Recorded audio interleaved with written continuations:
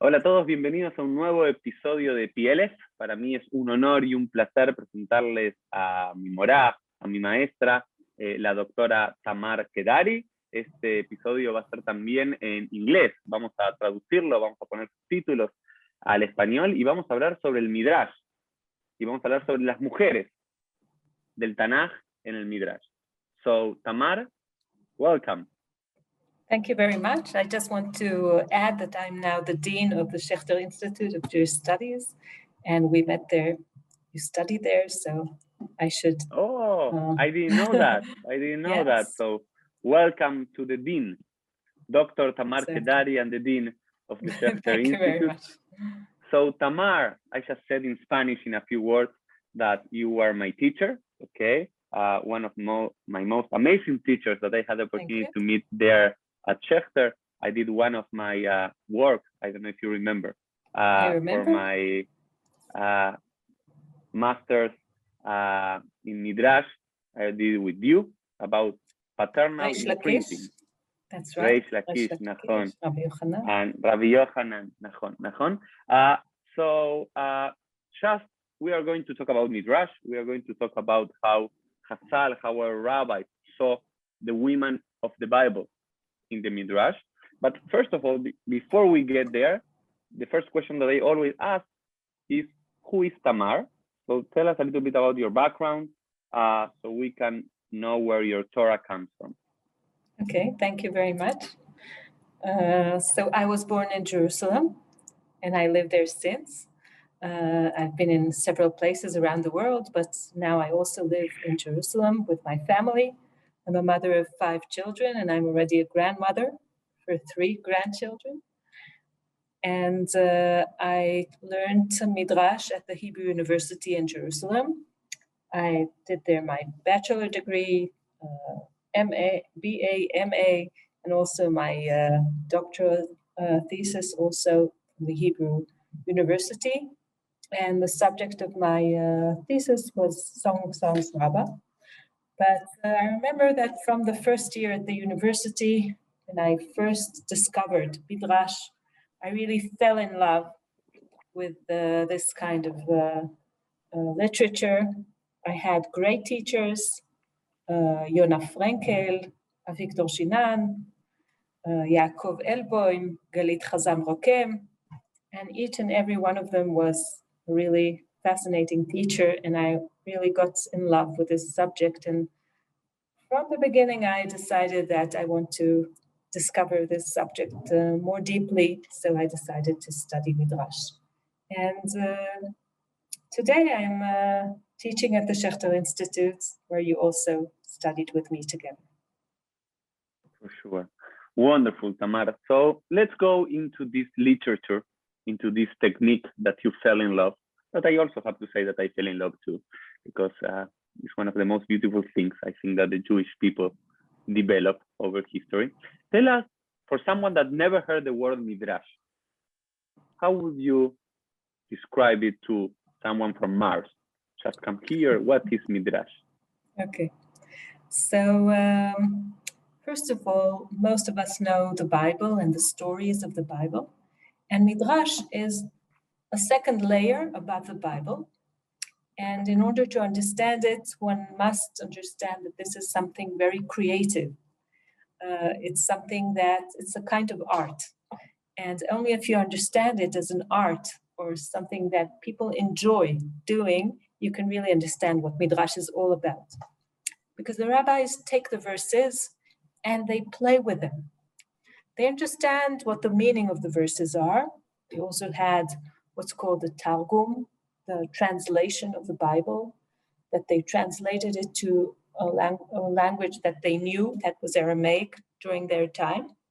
And by taking the Bible and playing with the words, they didn't try to understand it, but they tried to make it close to them, to themselves, to understand themselves, understand their lives, the situation they're in.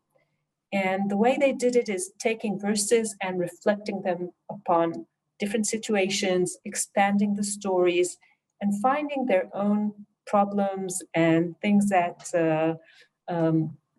they were busy with, finding them reflected in these verses and in the text of the Bible. So maybe I'll say what time we're talking about. So we're talking Please. about...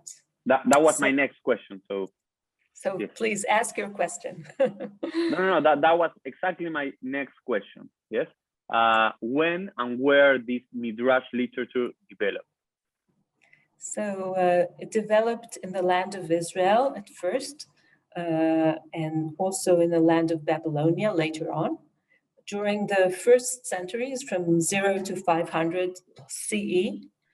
And these rabbis, they're usually divided into two groups. The first group from 0 to 200, they're called Tanaim. Tana is repeating, speaking and repeating something, because everything was by heart. So they had to repeat again and again the things they said in order to memorize them. And the second group was a group of rabbis that lived from 200 to 500 CE, and these are the Amoraim. Amoraim, again, from the words Amora, to say, le'emor, because everything was very verbal. So these are the two main groups of the rabbis. The time of the Tanaim, they were in the land of Eretz Israel, and during the period of the Amoraim, they already split it into two centers. One center in Babylonia, the second center stayed in the land of Israel. So we have all this very creative literature in both geographical areas. I have a question, and we will talk about Midrash this hour that we are going to be together with our listeners and viewers. The rabbis were the first ones who start, like, as you say, I don't want to be disrespectful, but I will use the word that you said, that they started to play with the Tanakh, with the Bible, or they took it from some other place?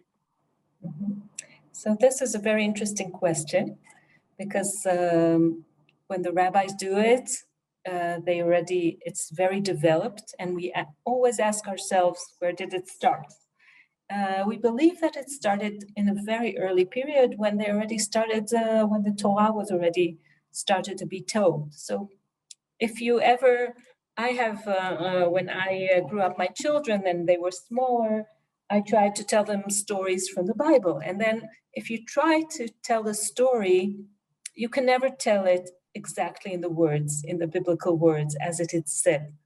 Because the Bible, the stories are so concentrated and they're so, they don't give a lot of information about how the people look and what the place looks like and so on. So if you try to tell the story in your own words, you find that you have to fill in all kinds of gaps. Now, when you fill in these gaps and you expand the stories with your information, this is already the beginning of Midrash. The way you tell the story in your own words, the way you see it, the way you put your beliefs in the story. But I'll continue saying that Midrash is something else. It's not only expanding, but it's also a playful way to expand the verses. Maybe this will be the next question. So I'll just finish the first one. So we do believe it started very early, but it reached its top during the time of the rabbis. Wonderful. And so the next question will be, as always, people ask me, or there's also a question when we talk about Midrash and when I explain like some Agadah, and maybe that's another word that we should like put into this conversation. What's the difference between Agadah and Midrash? I will let you do that. But the question will be, is like, the rabbis really believe what they are saying? Like they really believe that that's the true message behind the biblical verse? Or it's just, this is the way I tell it because it's good, it's nice, it's a nice idea to convey to you, but I know that the real meaning is something else. Or I do not know the meaning, but I am telling you this in this Midrash. What do you think, or what the scholarship now believes? Okay, so I'll start by saying that the rabbis took the verses and then they play with the words of the Bible in very different ways. Let's say they can take a few words that appear in the same verse and switch their order. Or they can take a word and divide it into syllables and see it as headlines of different words that were connected together. They can find another word that appears in the Bible in a different place and connect between different verses. So this is, as I said, it's a kind of a game, very enjoyable game. And now I want to put in the other words, agada, and then we. So I want to define agada and also halacha. Okay, so the word agada and the word halacha are words that the rabbis already use. When they say halacha, that's law or practice of law. When they use the word halacha, they mean something that tells you what you should do. Let's say, how many candles should a woman light before Shabbat? What should the oil, what kind of oil should it be? How long should it light? And so on. These are questions that tell you what you have to do. This is halacha. All the rest is agada. Agada can be expanding the biblical stories. It can be things about medicine, astronomy, about the way how you believe a person should live his life. This is everything that is not connected with the law and doesn't tell you exactly what you have to do.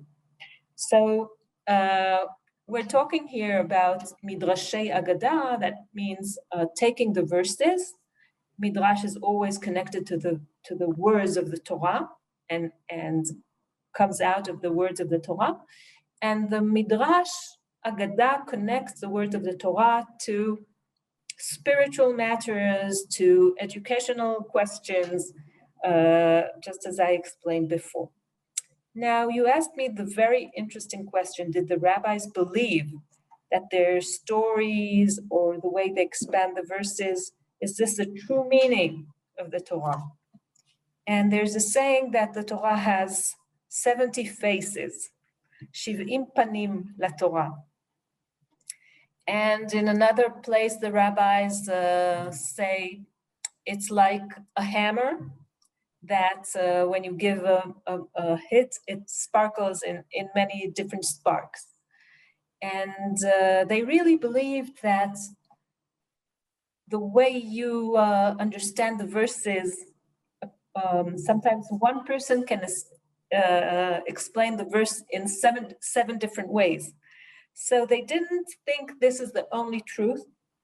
They thought that every person should look into the verses, hafochba v'hapechba, dechulaba. One should turn and turn like you do with the earth. When you plow the earth, you should turn the earth in order to make it better. And so they believe the Torah should be something you dig into and plow and turn it all around in order to find within it your life. So our task is, or the way the rabbis understood that their task is, to turn the Torah up and down in order to connect their lives with the content of the Torah and to find these educational meanings and make it relevant. This is the word, making the Torah relevant to themselves and to their lives. It's like, I don't know if I'm using the correct terms in the scholarly way, but I just had two ideas when you were talking, Tamar. First of all, is that there's a difference between Midrash Halacha, the Midrash, the technique that looks out of the details of how you should fulfill the commandments, and the Midrash Agada. Like I will say that the Midrash Halacha they should find, okay, if Rabbi Meir or Rabbi Yehuda makes the correct Midrash over the verse, because at the end of the day, the Halacha should be one for the entire people of Israel. But when you talk about Midrash Agada, when it's about the meaning, like combining new meaning and relevant and ideas and education and philosophy and spirituality over the verses of the Torah, that could be thousands, hundreds, millions. It's like the infinite, is like the Ein Sof over that. So this is not the true meaning, but the most meaningful one, I would say. Exactly, very correct. That's very correct. So the Midrash halacha. Sorry, I have another question, because you were saying like making more relevant, the Midrash makes more relevant the Torah, and made me the idea that you, in Qumran you find like the pesher, right? The idea of pesher, like what could be like the difference between the pesher, that is another kind of Midrash if I'm not mistaken, and the Midrash of our rabbis? Okay, so first of all, this is very correct that in halachic matters, in matters of the law, the rabbis used the Midrash and this playful way of words, but they had certain techniques, and their Yud Gimel Midot, 13 ways of you can do Midrash on halachic matters, and they didn't allow themselves this freedom that you can find in Agadah. When you talk about Midrash Agadah, they had full freedom to do whatever they liked, and they really believed that you can sit with another person and each one can say his own opinion, and then the same rabbi can have another opinion and say it in a different way, and so on. And this was a real blessing in their eyes, and a way of bringing back Ma'amad Matan Torah, standing in Mount Sinai, receiving the Torah. They really believe that what they do with the Torah in their Bet Midrash, by studying, they have a kind of revelation, as it was in the time of the receiving of the Torah. And your second question brings me back to the question you asked before about where do the roots of the Midrash come from? And you here mentioned the Peshil, so maybe I'll explain. There was a group of Jews during the end of the Second Temple that left Jerusalem and moved to Qumran. They really believed that what's happening in Jerusalem is wrong, and they have the real and true way to behave and to live their lives. And one has to understand that the temple was still standing in Jerusalem, and even so, they decided that they leave and they live in a different way, very in purity, in Qumran, in the desert. This was not easy because in the desert you don't have water, and they wanted to do tefillah, and they had mikvaot. They had many mikvaot, mikveh there, and they tried to live in purity. And one of the ways they used is what you here mentioned, the peshel. The peshel is the way that they understood the verses, but here I have to say that only their Kohen Tzedek, their leader, that was called the Kohen Tzedek, was allowed to take these verses, and he understood them as relevant to their group. And we have these kind of psharim, literature of interpreting the verses according relevant to their times. And it was only one of them, only their leader, who could do this. And he would take the verses from Tehillim. We have Peshel Tehillim, we have Peshel Chavakuk. So they took these different verses from different biblical books, and the Kohen Tzedek, their leader, interpreted it according to them, to their what's going to happen with them. And there was only one interpretation that was right and true, and there was only one person who was allowed to do that, and that was their master, their leader. And it was always connected to them and to their lives, and what is going to happen with them, how they will succeed, how they will go back to Jerusalem and be the real people who will be in charge of the temple. So we can see this technique that is in some way similar to what we see later on in Midrash, but you can also see how different it is, because in the rabbinic literature, you can see such a large so many different rabbis expressing so many different ideas. This is something that is open to everyone. Everyone can do these kind of interpretations, and you can have different interpretations on the same verse. So this multiplicity and pluralistic point of view is really something very special to the rabbis in specific. And for example, if somebody just in these last 20 minutes that we have been talking, they fell in love with Midrash, but can they go to a library and say, can I buy the Midrash? Or which are the books of Midrash? Okay, so we think that the rabbis used to interpret all the biblical verses. It was part of the education. We think that they learned the verses of the Bible, and together with them, they actually also did Midrash or played with Midrash with these verses.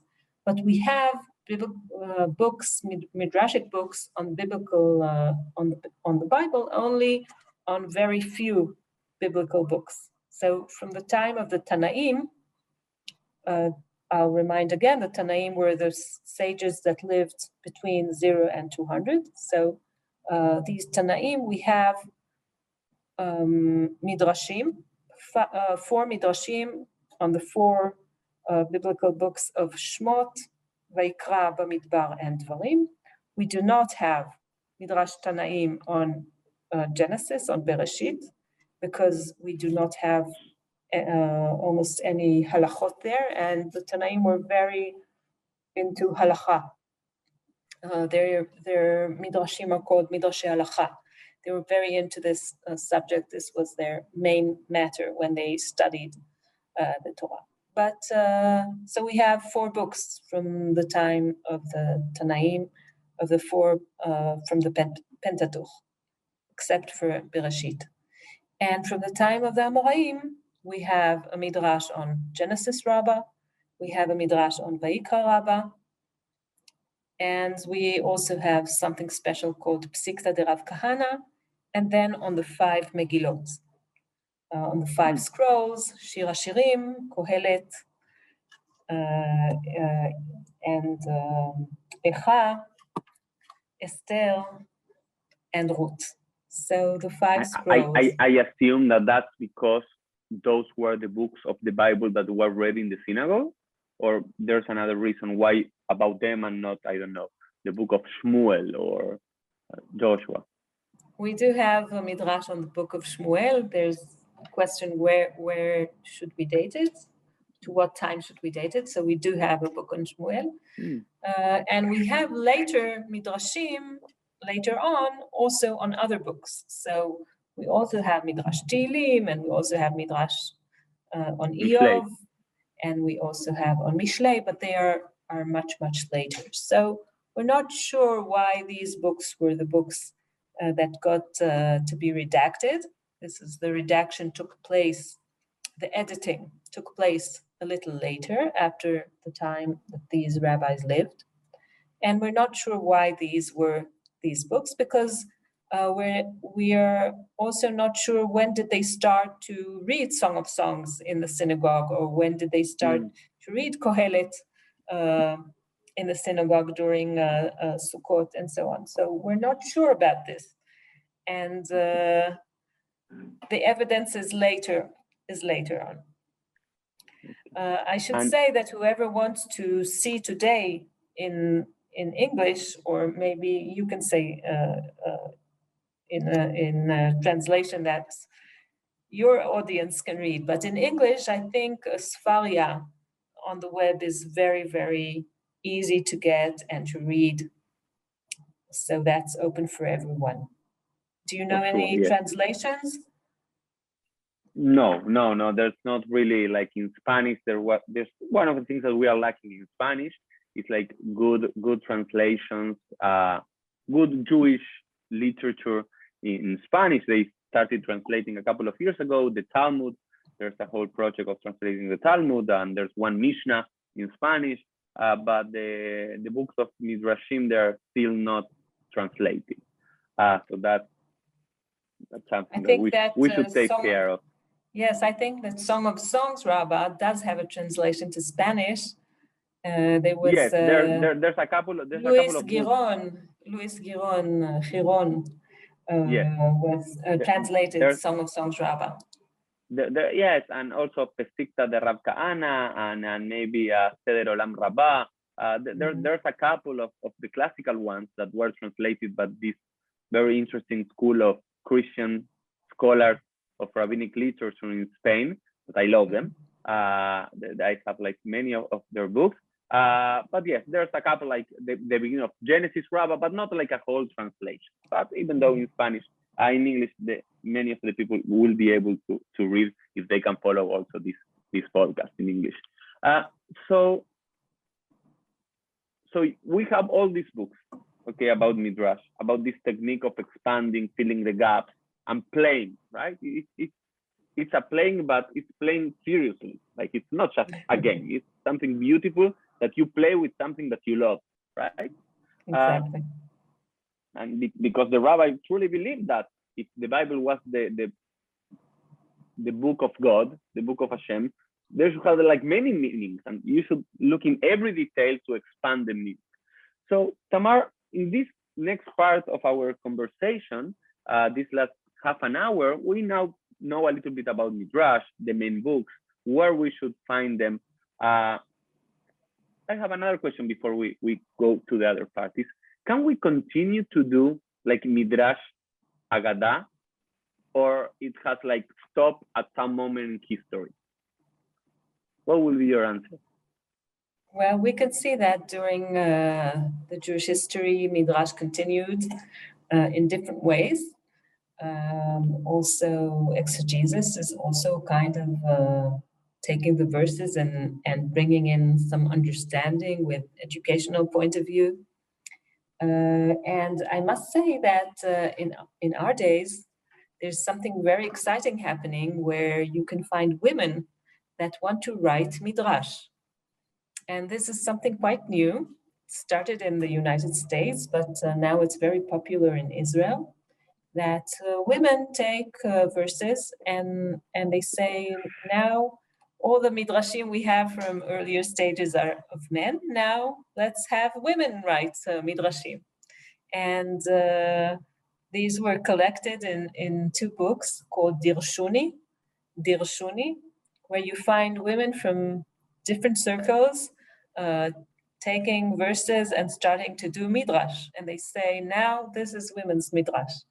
And the subjects that they're interested in, some of them are the women themselves, and they want to like these women's in their own eyes. They say that what we have, we always have what men think about women. Now women have to write what they think about women. And this is very exciting.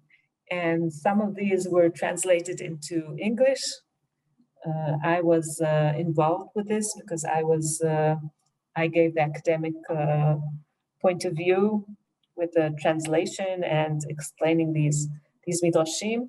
And I hope it will come out very soon. So you can read nowadays women's midrashim written also in Hebrew and in English in this book. Excellent, because it gives me the idea that this Midrash, the Midrash Agada, is someone that every Jew could get involved in. It's like taking care of your own Torah. Like the halacha was already decided by the rabbis, or like the big rabbis, the big poskim in every generation take the matters of halacha, of law. But this Midrash Agada, of the meaning of the verses, is something that we can connect, each one of us in their own perspective. But let's go back to the original one, or the canonical Midrashim, right? Because I can write a Midrash here from Buenos Aires, Argentina, and maybe nobody will take care of that because, okay, Rabbi Uri will write this, or maybe Tamar will write a commentary about, okay, but who is Tamar, who is Uri, but like the Midrash Rabbah or the Midrash of the Tanaim, those are the ones that we all accept, right?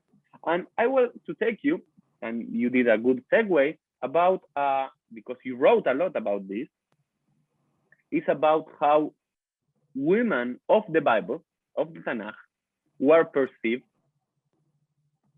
by our rabbis, by our Hassal? How are their portraits in these classical midrashim? Yes. So I have a question. I will tell our audience that we're going to talk with Tamar about another subject that she wrote a lot about Shira Shirim, but I just wanted to do something else, so she accepted. So thank you, Tamar, for being lenient with me. So the question will be, Tamar, generally speaking, if you can say something in general, and then we go to some particular cases. How do the rabbis see the women of our Torah, our Tanakh? What is their perspective? What do they look in the Midrash about them? So the rabbis, as they do to all the verses, they go verse by verse and they interpret the verses. But if you gather up all their sayings, this is something that you have to do when you do research. So you have to collect. First, you have to find all the sources and you have to collect them, and then you have to start and see if there's anything in common. So I had this project from the Jewish Women's Archive. Moshe Shalvi was the one who started this project, and he asked me to write about women in Midrash. And I started, and then there were 70 different entries about different women in the Midrash. 70 is not just a number, right? 70, like 70 faces, 70 entries, exactly. 70 women. Wow. And he started by a number of women, and then it grew and grew.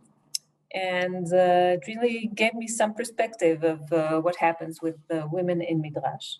So I think it's you can see very different variant approaches to different women. There's some women that they see in a very kind way, very good way. I can say Miriam, the character of Miriam, the sister of Moses. She's looked upon very positively. And then there are women who are looked upon in a negative way, like Dvorah Haneviah. She's and not looked at in such a good way. Why Dvorah?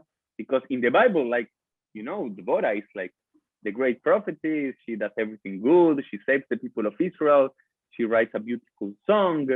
And I don't know if I'm mistaken, but in the Bible by itself, you do not find anything bad about Dvorah.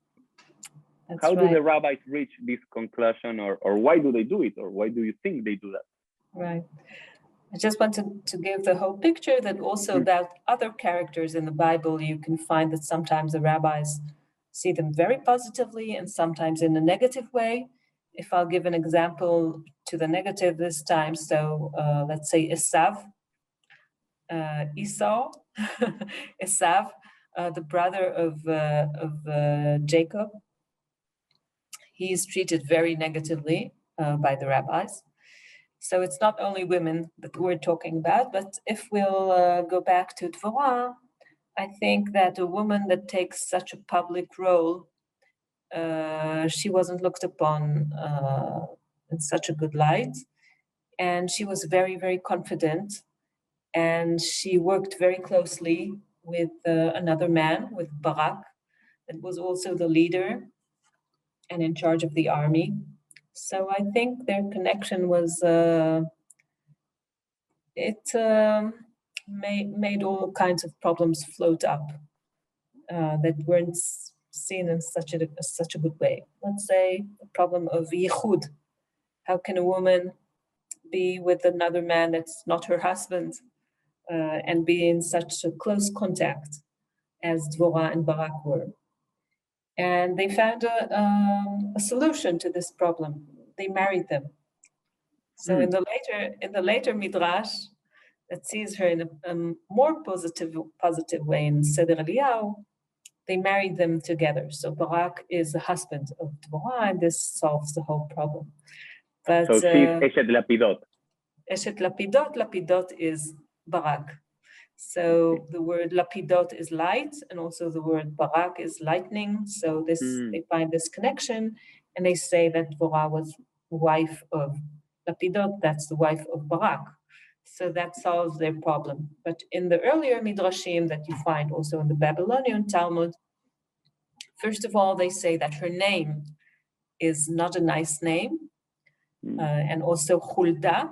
Hulda is a kind of mouse. And they say that Hulda Neviah and Dvorah, they had ugly names, and this is a way to express their feelings toward these characters. And they have a problem with Dvorah, that so many people came up to her and consulted her. She was a judge, so they say that she sat in a public place in the outside under a palm tree, and it was always outside, so there was no problem. And then they also talk about the way she was so confident about herself. How come she called and sent to call Barak to come to her? A woman doesn't call a man to come in front of her. They see something wrong about this. And they say that because of that, she got punished. And in the middle of singing a song, suddenly the words disappeared and her prophecy stopped. And when she says, Uri, Uri, Dvorah, she tries to, Uri, Uri, wake up, wake up.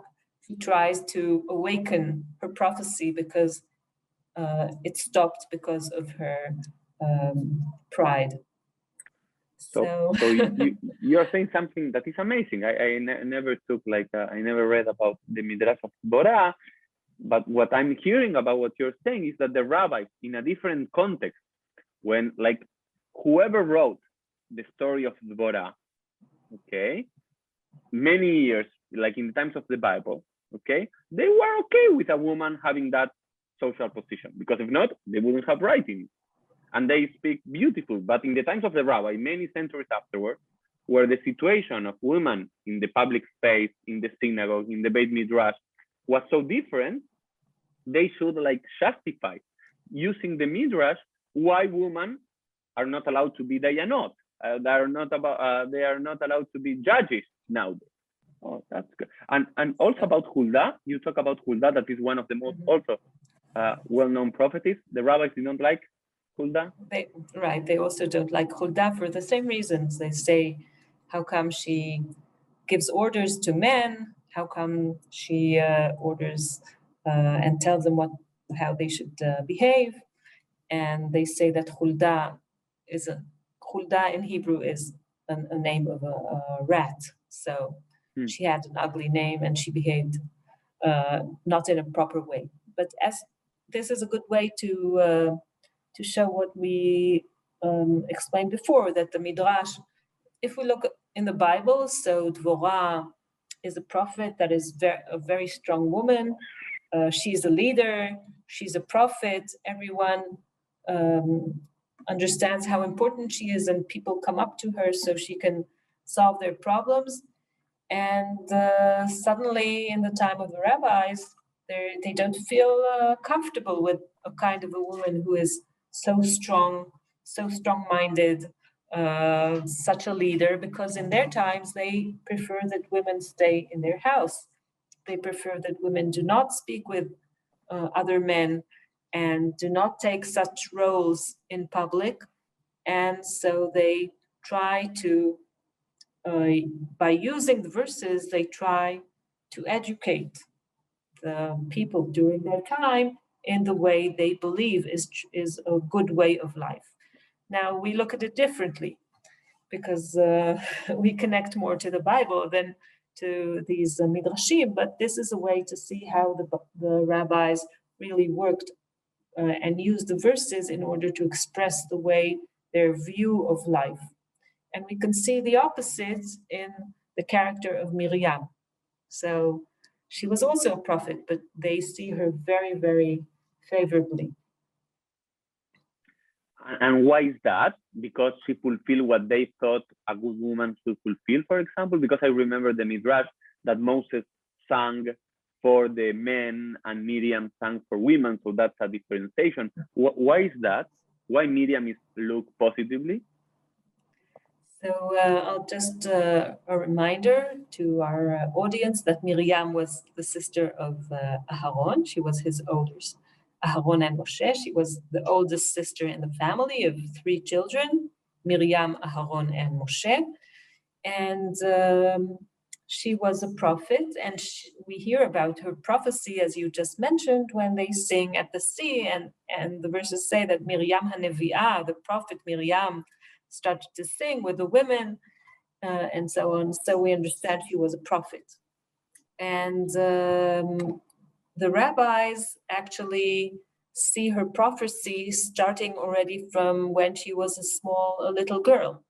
They say that when her mother conceived and had a baby, Miriam said, "This would be the redeemer of the people of Israel.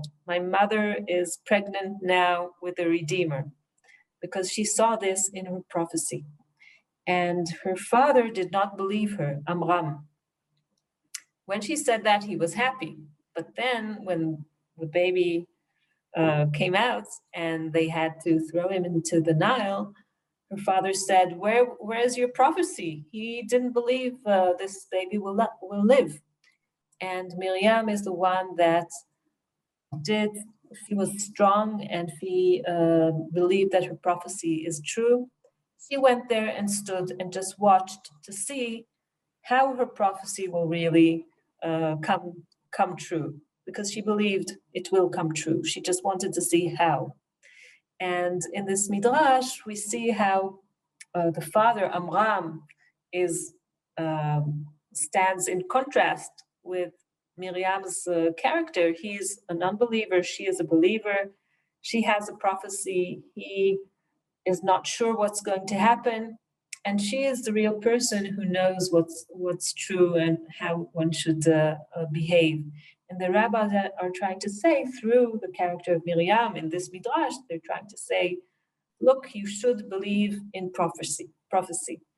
And maybe they're talking to people in their time, and they're saying, look, we live in a difficult time, because the rabbis lived after the destruction of the temple, and after the Bar Kokhba revolt, and they didn't have such easy life, saying it in a simple way.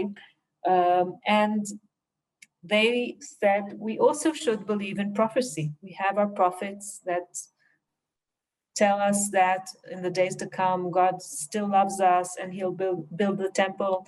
We should also believe in prophecy, just as Miriam believed in her prophecy and believed that Moses will be the redeemer of the people of Israel and he will live. So this is an example of one of the Midrashim of Miriam that see her in a very, very positive way. That's something beautiful that you say, that maybe when we read about Midrash, or when we hear our rabbis in synagogue quoting a Midrash during a sermon, or we read some article, we always have to take into consideration not only the explanation that the rabbis give about that person, that verse, that idea, but also what is the message behind that. It's not only about Miriam and her prophecy, it's about their own time. Now I have, if we can, in the last 10 minutes of our conversation, if we can review, because I think that's amazing that it's an eye-opening, this conversation.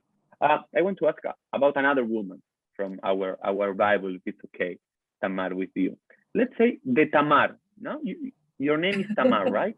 And we find 2 Tamar in the Bible, if I'm not mistaken, at least. What do they have to say about these characters that are Tamar, right? Important characters. So I'll start with Tamar, the character that was, she was actually married to one of the sons of Yehuda, Judah, the son of Jacob, so in the book of Genesis. And after her husband passes away, Judah gives her to his second son, and then he doesn't want to bring children under the name of his brother, and God kills him too. So she becomes a widow of 2 of the sons of Judah. And then Judah just tells her, go away, sit in your father's house and wait until my third son will grow up. But he gives him to another woman because he's afraid that she is a woman that all her husbands die and he doesn't want to give her to his younger son. And this is all in the Bible. So I'm still in the biblical story. This is a really amazing story. And Tamar decided to take her fortune in her own hands. And she dresses up as a prostitute and she sits on the way. And then Judah himself passes on this trail and she calls him in the tent. And she, from one night together, she conceives and has a baby. She has twins from him. But when he finds out that she's pregnant, he wants to kill her until she proves it was him, because he asked him to give her a few of his personal belongings, and she can prove that they were together and these babies are really his. So the biblical story is very startling and interesting.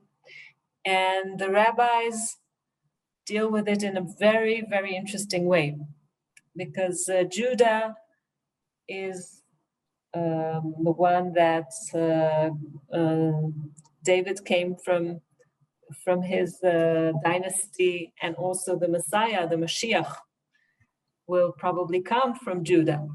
So they saw here something very interesting happening, something that God is pulling the ropes from behind and making things happen without the human beings knowing exactly what's happening to them.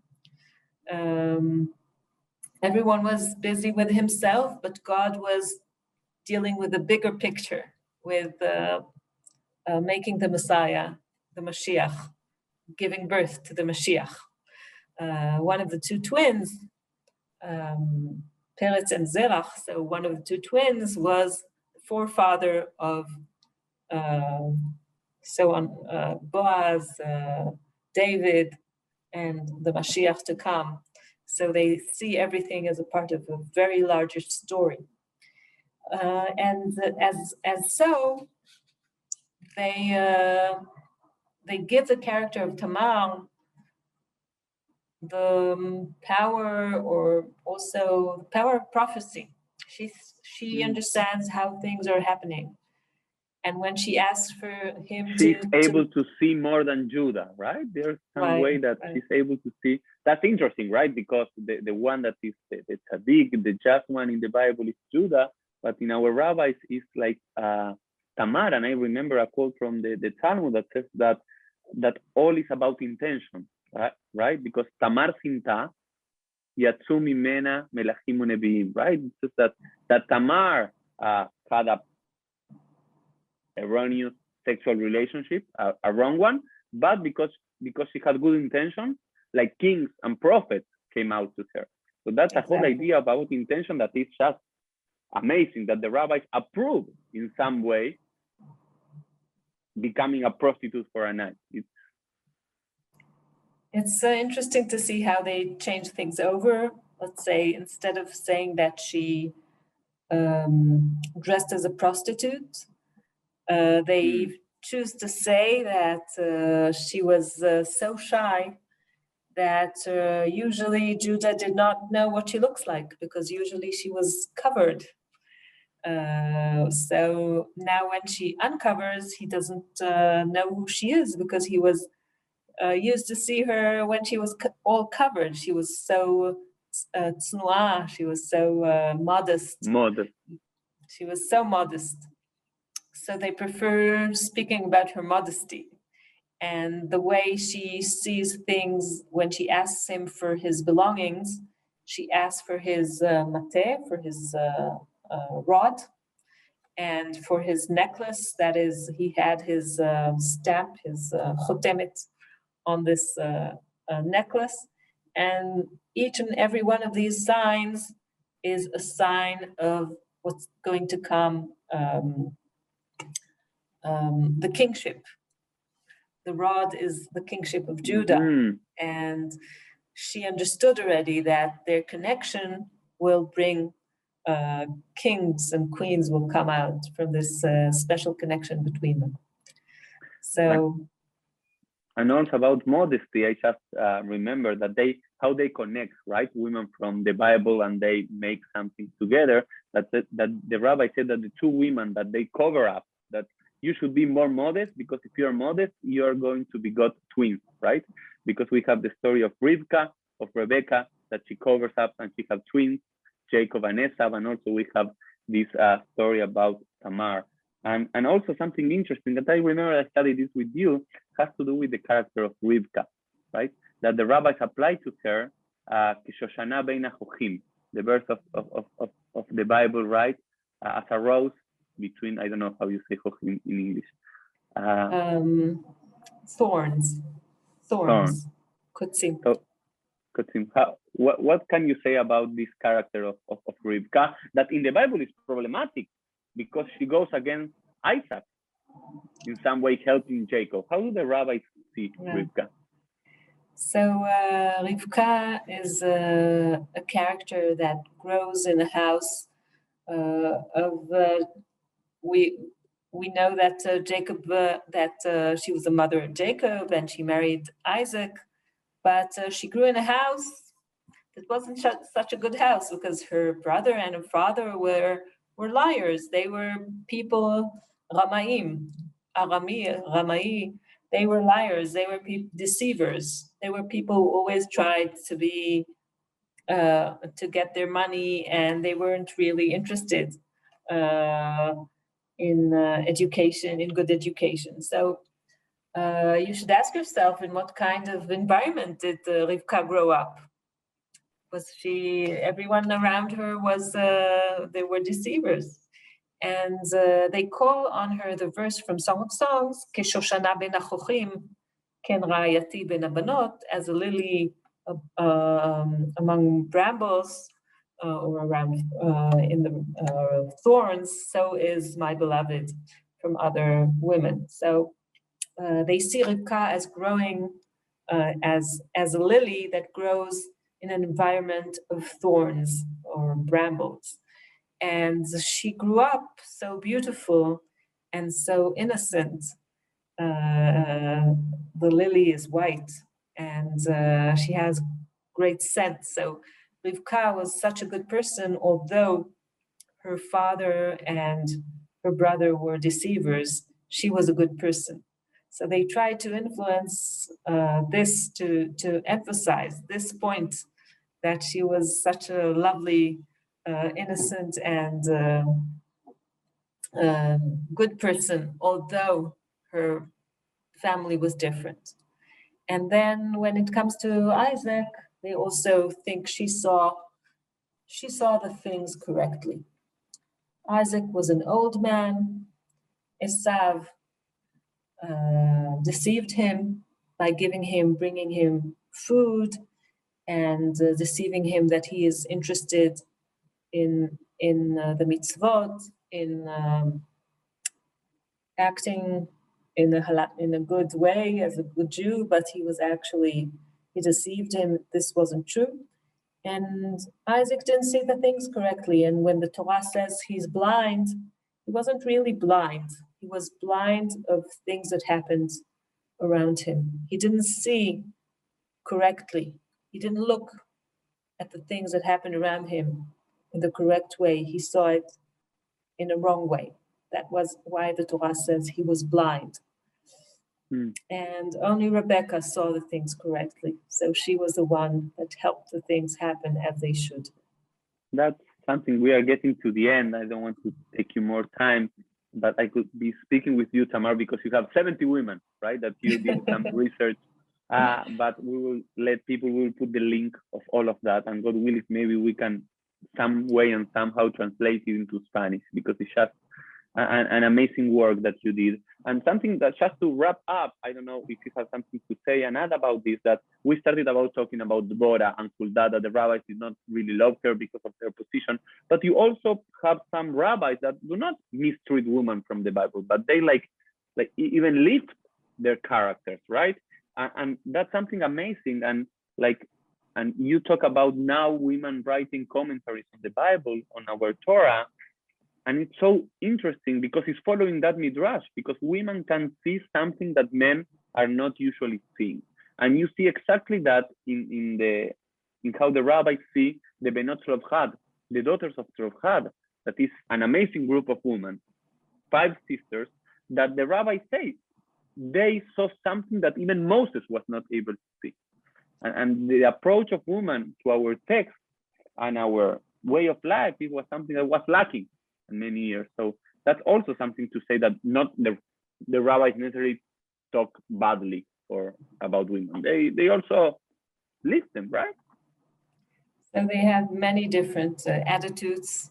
And maybe it's a good way also to finish saying that as we are so many people and every one of us has different opinions and different attitudes to different subjects, exactly we can find the same things with rabbis. So we shouldn't say the rabbis say this, the rabbis say that. We should say the name of the rabbi, what was his opinion, and we can always find many, many different opinions. As we said before, 70 faces to Midrash, and also 70 faces to the 70 women of the Midrash that I was studying. So thank you, Tamar. Muchas gracias, Tamar. Toda Rabba for your Toda time, Rabba. your kindness, and all your Torah. And thank you very much. See you the next time. Ciao, ciao. Toda Rabba.